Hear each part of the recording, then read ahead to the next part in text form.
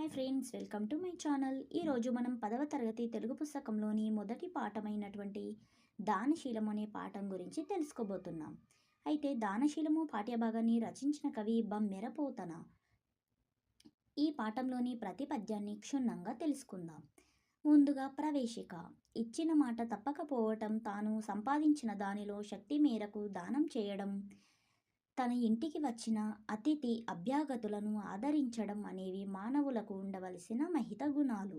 అతిథి అంటే తిథి వార నక్షత్రాలు చూడకుండా వచ్చేవాడు. అభ్యాగతుడంటే పిలవకుండా వచ్చేవాడు. అయితే అతిథి అభ్యాగతులను ఆదరించడం అనేవి మానవులకు ఉండవలసిన గొప్ప గుణాలు. మన పురాణాలలో, చరిత్రలో ఇటువంటి మహనీయుల కథలు ఎన్నెన్నో ఉన్నాయి. వాటిని చదివి మనం స్ఫూర్తి పొందవలసిన అవసరం ఉన్నది.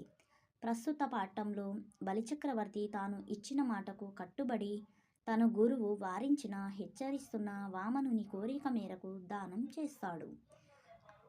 ఆ అద్భుత సన్నివేశాన్ని పోతన రమణీయ శైలిలో ఆస్వాదిద్దాం. Hi friends, welcome to my channel. ఈరోజు మనం 10వ తరగతి తెలుగు పుస్తకంలోని మొదటి పాఠమైనటువంటి దానశీలము అనే పాఠం గురించి తెలుసుకోబోతున్నాం.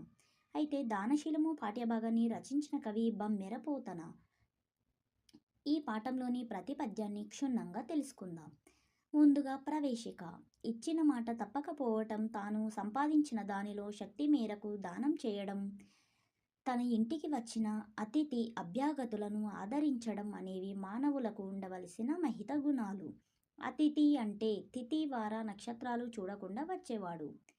అభ్యాగతుడంటే పిలవకుండా వచ్చేవాడు. అయితే అతిథి అభ్యాగతులను ఆదరించడం అనేవి మానవులకు ఉండవలసిన గొప్ప గుణాలు. మన పురాణాలలో, చరిత్రలో ఇటువంటి మహనీయుల కథలు ఎన్నెన్నో ఉన్నాయి. వాటిని చదివి మనం స్ఫూర్తి పొందవలసిన అవసరం ఉన్నది.